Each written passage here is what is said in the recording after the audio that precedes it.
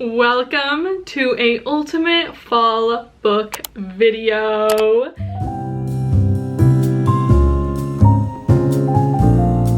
The way that the majority of the book is like filled with leaves.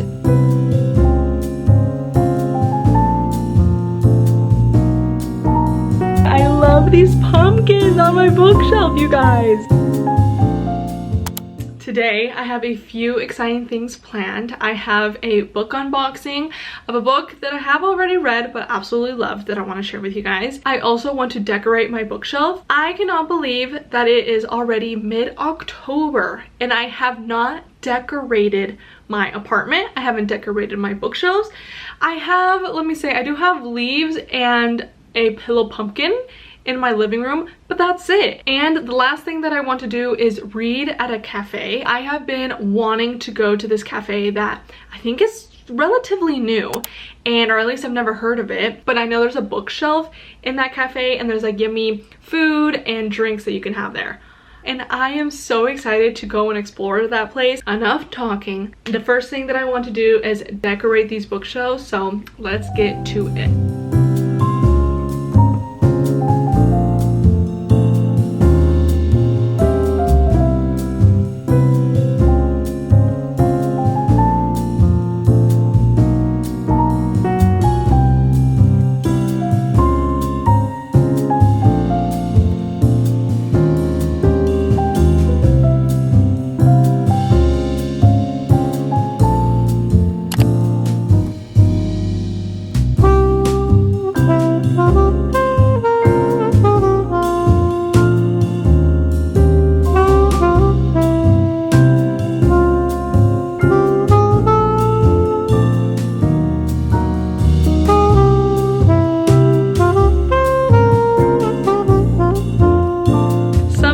About putting little pumpkins and lights on your bookshelf just makes a girl happy. This is also super fun because this is my first time decorating for fall in my new apartment and with my new Billy bookshelves, because last fall I was still at my old house.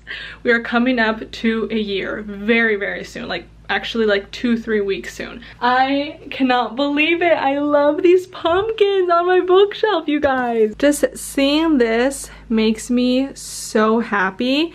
I definitely need to get more decor to fill up my bookshelves, but also now to decorate my home, but that's for another day. Now that the book room is all decked out in pumpkins, it is time to do the unboxing portion of today's video.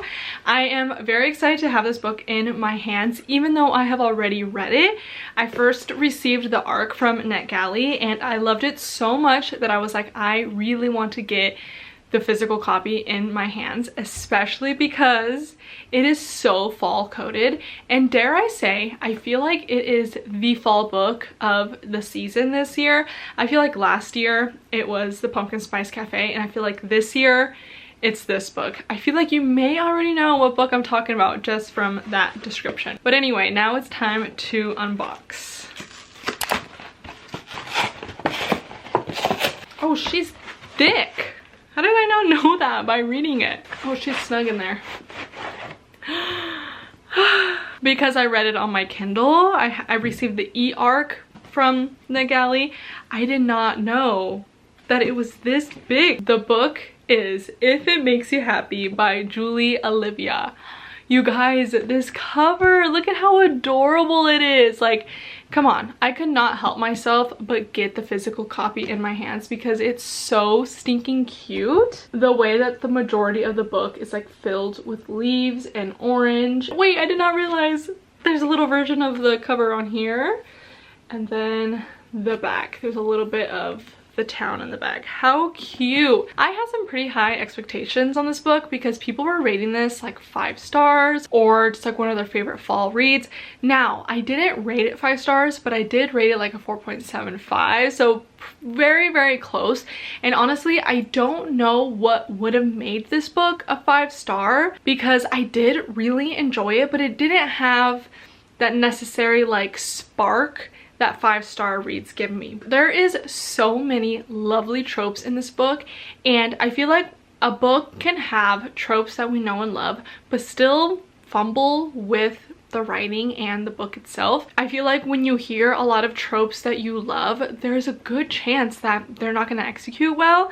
And this book had so many tropes that I love, and it delivered. It also did satisfy that itch and like craving of a fall read that I was looking for. In this story, we are following Michelle and Cliff, and Michelle finds herself in this small town in Vermont to run her mother's bed and breakfast. Also, a key point to the story is that it's based in 1997, and conveniently, the bed and breakfast where Michelle is working and living now is right next to Cliff's home, so they're automatic neighbors. And Cliff is a single dad and has 2 daughters that are so adorable and really make the story so much more enjoyable because of their awesome commentary. And Cliff as well runs a bakery at this small town, and he is like determined to find Michelle's favorite pastry, and so he brings her these yummy pastries for Michelle to try, and Michelle ends up loving every single one of them. Cliff always ends up having this smirk on his face.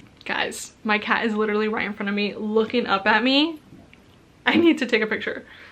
I'm gonna put the picture right here. The way that she's looking at me, she is demanding some love right now. Back to what I was saying. And Michelle is having a hard time trying to really get a groove going with running this bed and breakfast. And so that's where Cliff comes in handy. He is a big people person. He always has a smirk on his face. He's always cracking jokes.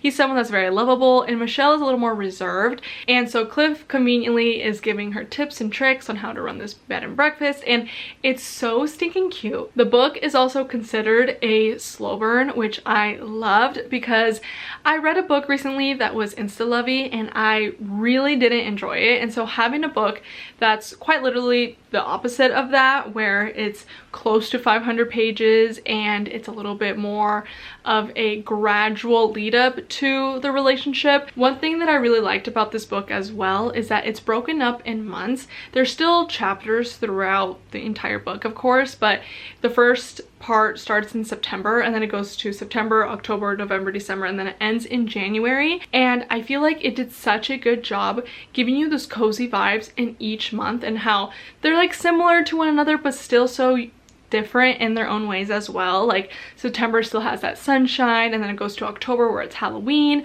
November starts to get a little more cold and there's Thanksgiving, things like that. It broke it up in sections like this. The cute little like pastries, how adorable is that? If you haven't gone around to this book, I highly encourage you to. Now the next time that you see me, I will be reading at a cozy cafe. I'm very excited.